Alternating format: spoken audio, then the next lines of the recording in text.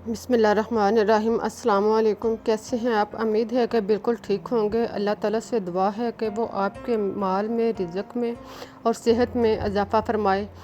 प्यारे प्यारे बहन भाइयों, आज जो मैं आपके लिए रेसिपीस लेकर आई हूँ वो है टी रेसिपीस। अगर अचानक मेहमान आ जाएं तो टी के साथ ये रेसिपीस बना लें। मेहमान आपको दाद देने पर मजबूर हो जाएंगे। तो रेसिपी शुरू करने से पहले आप लोगों से रिक्वेस्ट है कि मेरे चैनल को सब्सक्राइब ज़रूर कर लें। ये आप लोगों का मेरे लिए इनाम होगा, और बेल का बटन भी प्रेस कर लें। तो अब हम चलते हैं आज की रेसिपीज़ की तरफ। इसके लिए हमें जिन चीज़ों की ज़रूरत है वो है, सबसे पहले 1 कप मैदा। मैदे को छान कर साफ़ कर लें और फिर इसमें नमक 1/4 चम्मच शामिल करें। घी 1 से 1.5 चम्मच शामिल करें और फिर इसको हाथ के साथ अच्छी तरह मिक्स करें। नमक और घी को मैदे में खूब अच्छी तरह हाथ के साथ मिक्स करें। जब ये अच्छी तरह मिक्स हो जाए तो फिर इसमें ज़रूरत के मुताबिक पानी डालते जाएं और इसको गूंद लें। इसको खूब अच्छी तरह आटे की तरह गूंद लें। जितना अच्छा आप गूंदेंगी इतनी ही रेसिपीस जो है वो अच्छी बनेंगी। साथ साथ आप ज़रूरत के मुताबिक पानी लगाते जाएं और साथ साथ मैदे को गूंदते जाएं। तकरीबन 8 से 10 मिनट तक मैदे को खूब अच्छी तरह गूंदें और फिर इसके बाद इसको 10 मिनट के लिए ढाँप कर रख दें। 10 मिनट के बाद मैदे को दोबारा लें और इसको हाथ के साथ 1 से 2 दफ़ा मिसलें और फिर इसके 2 से 3 हिस्सों में तकसीम कर लें। मैदे को 2 से 3 हिस्सों में बराबर तकसीम करने के बाद अब एक टुकड़ा उठाएं और इसका फोल्ड करके इसका गोल पेड़ा बना लें। इसी तरह सारे पेड़े जो हैं वो तैयार कर लें। पेड़ों को तैयार करने के बाद अब इसको बेलना शुरू करें।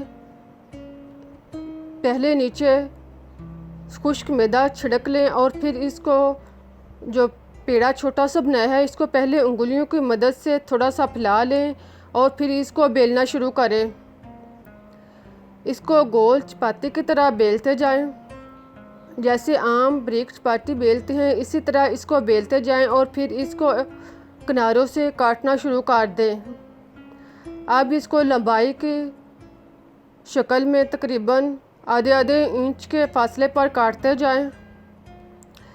आई होप कि आपको मेरी रेसिपीज़ पसंद आ रही होंगी। अगर आपको मैं जो रेसिपीज़ बना रही हूँ पसंद आ रही हैं तो इसका इजहार ज़रूर करें ताकि मैं आपके हालात जानकर अपनी रेसिपीज़ को मज़ीद बेहतर से बेहतर बनाने की कोशिश करूं। अब सारे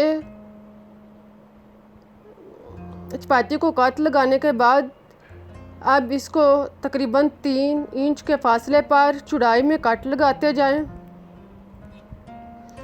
और इसको 3 इंच का तकरीबन टुकड़ा तैयार कर लें।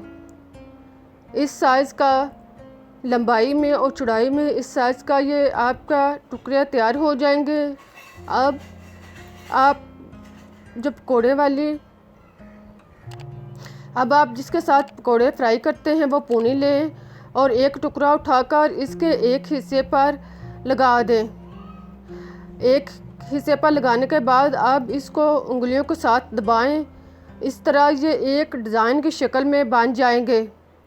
देखें ये कितने अच्छे एक डिज़ाइन की शक्ल में बना है और कितना खूबसूरत लग रहा है और इजी भी बहुत है। इसी तरह सारी पूनी के दरमियान इसको लगाएं और इसको लगाने के बाद इसको हाथ की मदद से उंगली से दबाएं और इसके सारे इसी तरह के जो हैं वो डिज़ाइन तैयार कर लें।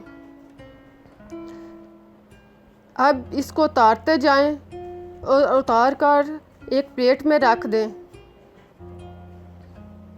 देखें ये कितने अच्छे और प्यारे जो है वो हमारे रेसिपीज़ तैयार हो चुकी है। अब हम इसको फ्राई करते हैं। फ्राई करने के लिए चूल्हे पर एक बर्तन रखें और ऑयल को गर्म करें। जब ऑयल खूब अच्छी तरह गर्म हो जाए तो तो फिर इसमें एक एक करके ये टुकड़ा डालते जाएं। एक एक करके सारे पीस में डालें और इसको दरमियानी आंच पर फ्राई करते जाएं। टुकड़ों को डालने के बाद अब इसको कांटे की मदद से अपनी जगह से हरकत दें और इसको उल्टाएं पुल्टाएं ताकि ये दोनों साइड से बल्कि चारों साइड से अच्छी तरह फ्राई हो जाएं। इनको पूनी के साथ अपनी जगह से हरकत देते जाएं और थोड़ा सा दबाते भी जाएं ताकि ये चारों साइड से अच्छी तरह ब्राउन हो जाए। इनको तकरीबन 4 से 5 मिनट तक खूब अच्छी तरह ब्राउन करें। देखें अब ये दोनों तरफ से खूब अच्छी तरह ब्राउन हो चुकी हैं। अब मैं इसको निकालती हूँ और एक डिश में निकालने के बाद अब इसको टी के साथ पेश करें और मुझे इजाज़त दें। फिर मिलूँगी एक नई रेसिपी के साथ, तब तक के लिए अल्लाह हाफ़िज़।